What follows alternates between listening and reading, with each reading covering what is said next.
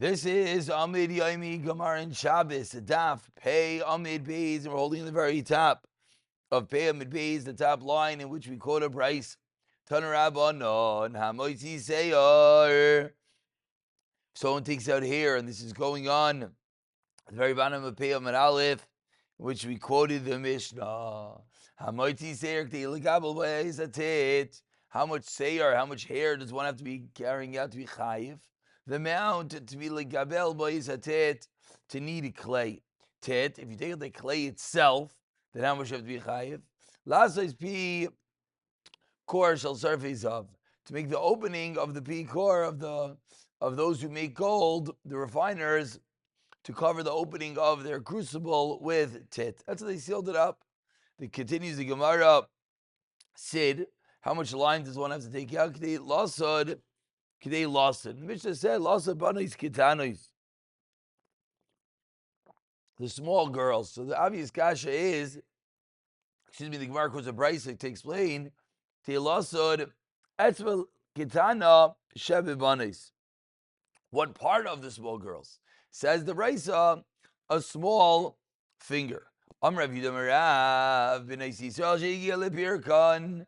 Young girls who reach the time and they're showing physical maturity, they have hairs in their private areas, but they did not reach the age in which they're supposed to have such hairs. They're not the right age, they're a little bit younger. So they want to remove those hairs as it's unsightly at such a young age. What do? If they're poor girls, would smear the hair with lime to remove it. They would smear with fine flour. The pasuk by Esther Amalka, Shemen Amar was the way that the kings would remove, the Shemen Amar act as depilatory to remove the hair from the girls. My Shemen Amar, says the Gemara. Explains the Gemara. Ravuna bar Chia Amar Sitakas. It's perfumed oil. Rav Yirmiyah bar Abba Amar Shemen Zayis Shleivi Yishlish. It's olive oil, but it's young olive oil that has not grown a 30 yet. That's what we refer to as Shemen Amar. That's what has these qualities to remove the hair from the girls. Tanya, we learned in our brayso, Rav Yudaimer, on Pik 9. What is on Pik 9? Shemen Zayis Shleivi Yishlish. And why would they anoint themselves? Why would they smear themselves with the Shemen Amar? Says the Gemara, quotes the brayso, Shemasir as a sheir ma'adin habasar. Because what does it do? It removes the hair and causes the skin to glow. Says the Gemara, a story that proves that these items have the capabilities to remove the hair from the girls. Ravivi havale brate, tavle ever ever. And what would he do? He would smear her limb by limb. The limb and the skin became radiant through the process. Says the Gemara, Shakal ba'arba me'azuzi. She was worth on the market 400 zuz due to her beautiful appearance after being smeared with these oils limb by limb, allowing her body to become radiant. Havale brata. There was a certain guy, Havale brata, who also had a daughter. And he saw Ravivi, what he did, and he saw how his daughter became so beautiful. So he did the same. Tavla b'chad zimna. But instead of doing it aver, he smeared his daughter, the Gaisha daughter, the entire body all at once. Umeis, and she died. Amar, he said, Katal Ravivi lebrati. Ravivi called my daughter. I followed what he did, and my daughter died. Amar Rav Nachman. No, Ravivi deshasi shechra. Ravivi who drinks beer at home. Payan b'nasei tafla. His daughters require this lime to remove the hair to cause their skin to become radiant. Very tough girls. Anan, but we do not drink beer. Lo b'aya b'nasei tafla. Our daughters do not require such, as the beer causes the hair to be a little bit darker, a little bit thicker. Then smearing it with these oils would cause it to be radiant. But the guy over there, his daughter didn't drink beer, he didn't drink beer, and therefore it did not work to smear the limbs of the body. Certainly not that he did it all at once. Continues the Gemara, 4 lines from the white lines. Rav Yudah they lost at Kilkul. Rav Yudah said enough to smear Kilkul. Rav Nechemia said enough to smear and Dippy. So what are these two different things that the Mishnah is referring to? Says the Gemara, my Kilkul, my and Dippy. What are these items? Amar Rav, so explains Rav 2 lines from the white lines. Siddha ubasiddha. These are hairs on the forehead and under the forehead. And lime was used to smooth down the hairs on the forehead and to remove any of the short little baby hairs from underneath it. Says the Gemara, wait. So if you calculate what just happened, the machlokes in the Mishnah between Rav Yehuda and Rav Nechemia, sounds like lemeimra to shear Rav Yehuda nafesh. Rav Yehuda has a greater shear than Rav Nechemia. Rav Yehuda, who said that it is kilkul versus Rav Nechemia that said andipi, sounds like Rav Yehuda is larger. What's the kasha? Hakaimalan that we know they shear the Rabbanan nafesh. The Rabbanan, those who argue on Rav Yehuda, is one that always has a larger shear, and Rav Yehuda is more chamer. So why over here do we find the opposite? Rav Yehuda has a larger shear, which is going to be more kal. Explains the Gemara. Zuta midrabana v'nafesh midrabana. You're right. Depends who you're equating Rav Yehuda versus. Is Rav Yehuda versus the Rabbanan, or Rav Yehuda versus the Nechemia? Rav Yehuda is indeed smaller than the Rabbanan, who say to smear a small limb. The Rav Yehuda holds more chamer than that. However, it's larger than the share of the Nechemia. Nechemia is even more chamer than Rav Yehuda. Meisvei asks Gemara further. Amar Ravi near Rav Yehuda bechavot. Rav Yehuda appears correct with regard to chavot, dissolve the lime. To Rav Nechemia bebeitzas hatzed, the lump of lime. This brisa sounds like there are two different items that were used, two different type of creams that are being used for kilkul and andipi. So we defined that these two items are ones that are used to smooth down the hairs on the forehead and remove the little hairs, but both of those utilize dissolve the lime.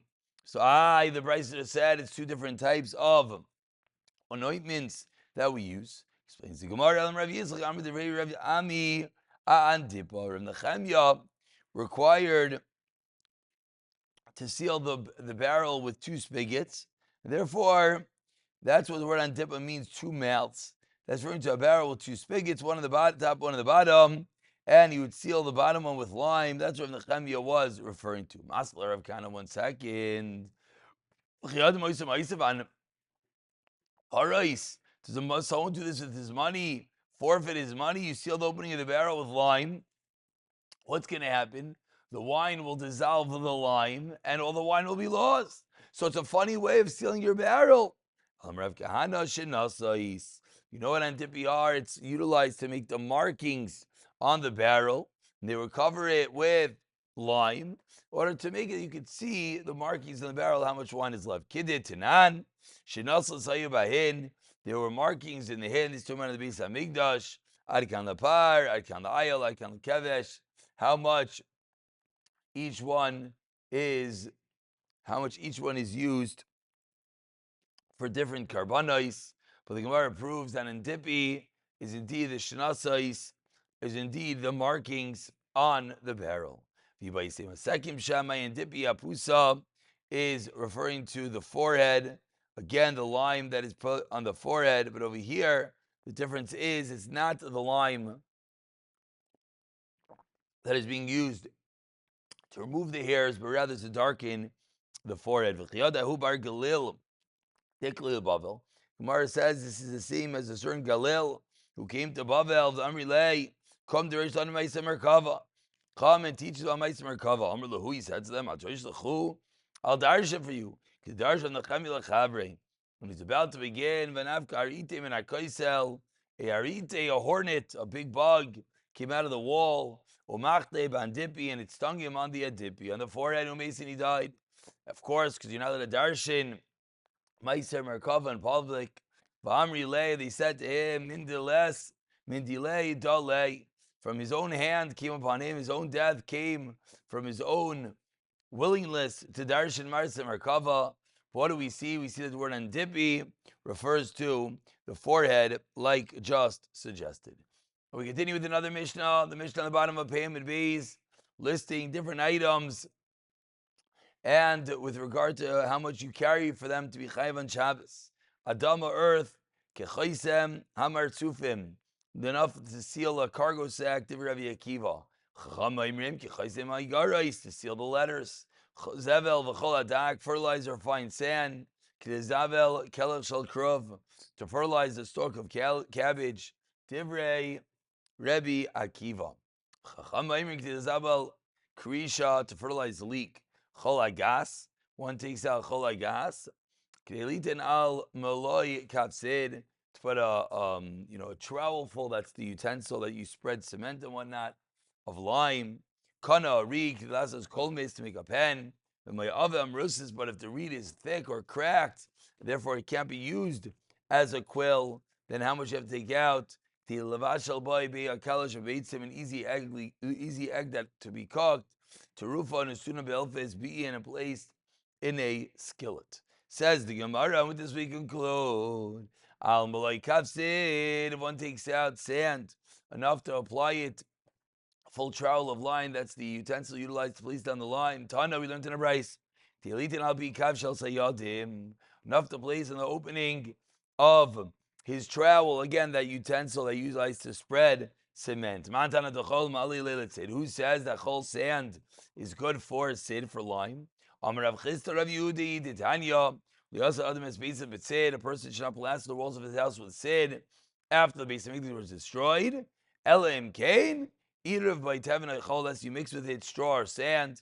V'yudai tevin motor cholasim neishu terak sid, because it's a strong plaster. That after the chorban they instituted takanais, you weren't allowed to build in the most perfect of mannerisms. But what do we see? We see that this is the way to make the lime, to make it stronger in the process of building. Rav Amar, Filutim Rabbanan, you can even say it's the Rabbanan. They allow you to add sand to lime. Kilkal Zeu Tikunai, because it ruins it, but that's the remedy, that it improves the appearance of the lime, and therefore that's the amount you have to add to make it significant that you be chayav to carry on Shabbos. Pick up from here, B'siyata Dishmaya.